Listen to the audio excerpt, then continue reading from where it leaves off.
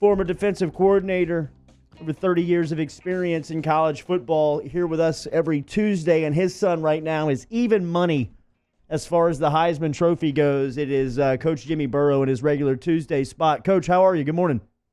I'm good. How are you guys? Doing good. Any of the Burrows make a wager over the summer that their son, uncle, nephew, brother was going to win the Heisman Trophy come the end of the college football season? I'm not sure about that. So there's some rumors that maybe somebody did, but it wasn't me. Okay. No, there are definitely Athens people that did, for sure. They're ready to roll with the win. Well, look, he's even money right now, and a lot of people believe that it comes down to this next game on the schedule because of the two front runners being Tua Tagovailoa, the quarterback for Alabama, who right now is questionable whether or not he'll be able to go on November 9th. And Joe, did you anticipate that he would be in this discussion with his ability going into college football, much less this season? Did you anticipate that he would have this opportunity to be in the discussion when he was entering the game 3 years ago, college football? I mean, it's something that you probably dream about, but to really think that it's going to happen would be a stretch. I mean, he basically chose Ohio State and then inevitably LSU to be put in situations where things like that are possible. And, I'm not sure that maybe Joe hasn't always thought he was capable of that, but it's still, surprising to a certain extent and really pretty overwhelming that he's in the discussion right now. But again, it's a credit to really the whole football team. You can't just be in that situation because of one guy, and Joe would be the first to tell you that. You're a great defensive mind, and we ask you regularly about LSU's defense. What did you think of Auburn's defense? Joe got 321 against them, one touchdown and one pick. What did you make of that, specifically that front seven? Coming out in a 3-1-7 to start the game. Yeah, I saw right away the very first play that they weren't what I had thought they were, and that's a typical four-man front. But that's just a credit to Kevin Steele that he said, hey, these guys are too good to keep doing the same thing and of what they see us do on film, and so it was a good move on their part. And really, again, it's a credit to LSU's offense that a defense as tough and as talented as Auburn would choose to change everything to try to defend them. So it worked to a certain extent. I thought LSU offense dominated, in the middle of the field, down to the red zone, and obviously there they had some trouble and some of the short yardage goal line plays, but you have to give Auburn credit. I mean, that front four is as good as anybody in the country, and the back seven is right up there too. And you're absolutely right. I mean, that front four, I think, in my opinion, is the most well-suited defensive line to slowing down this LSU offense. Like, I don't know if they're going to face anybody else like that. And that was a pretty hard-hitting Auburn defense. And so I got to ask you, Jimmy, what's it like when – because it's weird. Like, you're a football coach. You get football. You watch tons of football. You love big hits. You're a defensive coach. What's it like, though, when you see your son get rocked in the way that he did on the sideline? Well, it's part of football, but as his dad, I certainly don't like it. I kind of knew when he got hit the first time. I think on his knee. I didn't want to see the big screen because those are brutal hits. And that's why they've outlawed them. The one on the sidelines, it wasn't a big deal to me. It was just a defensive guy trying to be aggressive, and I think Joe, I saw where he made the same comment. He just thinks that's part of the game, and I think, again, I saw him say, well, he bounced up a little different than the Fiesta Bowl there. So the only reason he didn't bounce up there was he couldn't really breathe and knock the wind out of it. So he enjoys contact. You guys know that. He's a lot smarter, I think, this year about choosing when to be physical and when to get down and when to run out of bounds. And, that's something that I've talked to him about.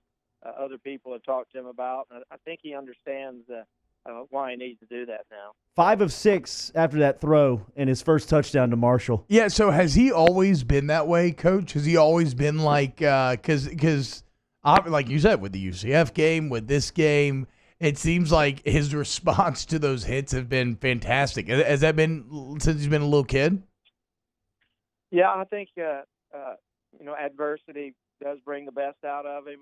I know I've heard a coach over the years say that when something bad happens to Joe, he's always able to respond. And again, that's what you want. I mean, you don't want to have bad things happen and then continue to go downhill. But just part of being mentally tough and physically tough, and again having teammates that see your leadership and kind of say, hey, let's go, let's get going here and win this game or do better or whatever. But sometimes he needs a little roughing up to get his motor running. Do you think his older brothers bear any responsibility for that? Like did it used to get a little rough around the household?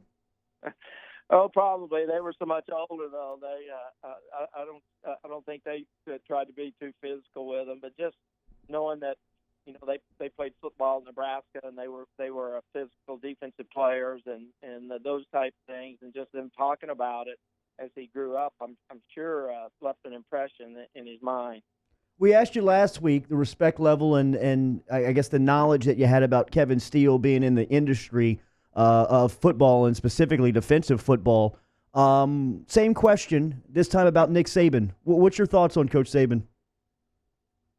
Well, he's a great not only head coach, but he's a great defensive mind. And you watched the film of last year's game, and they did different things to LSU, and I'm sure with 2 weeks to prepare, it gives him a lot of time to really design things that are different and exploit weaknesses. And I think that's probably the best thing that he does.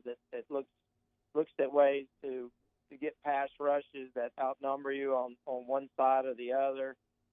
Where's the weakness of this particular pass route or run play and attack from there. And in 2 weeks, that's a lot of time, but it gives LSU time too to design some different things for whatever they think they're going to see also. Coach, what are your bye week plans? No game yourself to coach, no game to go to. What's Jimmy Burrow going to be getting up to this weekend? Well, the Athens High School is playing for the conference championship on Friday night, so I think my wife and I nice. We just live a half a mile from the stadium, so we'll go over there and watch that. And we've planned nothing for Saturday and Sunday, so a lot of football, but it's going to be sitting on the couch, laying on the couch, watching it on our TV. Yeah. So we're excited about that. I mean, I'm sure Joe needs a break. The coaches there need a break. The team needs a break, and so do Robin and I. Yeah, exactly right. A little stress-free football watching. What's it like when you're going to be at that Athens high school game? Is everybody just so ecstatic right now? I mean, that's been one of the crazy things to watch from afar. Has been the community support from that entire town. Yeah, it's great. I mean, there's you've probably seen it. Some people have reported. I mean, the local breakfast lunch place here in the Plains, that's where we live. They have on their billboard, Go Joe, and Nice. the drive-through liquor store has it on there. So That's perfect. I didn't know y'all had drive-through liquor. That's very Louisiana of you. Well, you can't take it out of there and like a daiquiri, but you can buy a beer and things like that, right, in a 6-pack or 12-pack, and you just roll right through. But the support from this town is unbelievable, and from the whole state of Ohio, we probably had 15 to 20 people at this last game from Athens, from the Plains, which is again just right here by Athens, and other parts of Ohio. I mean, we've had people come up to us at the game and introduce themselves and just say, hey, we're from someplace in Ohio, and we just came here to watch LSU and to watch Joe. So Wow. it's been awesome, and there's a lot of LSU fans not only in Southeast Ohio but all over Ohio. Coach, really looking forward to our conversation next week, as it will be the epicenter of the college football world, number 1 versus number 2, and your son will be the headliner in the game. Enjoy your week off, and we'll talk to you next Tuesday. All right. Thanks a lot. Have a great day. Go Tigers. There he Yes, sir. is, Coach Jimmy Burrow, checking in from the Midwest up in Athens, Ohio this morning.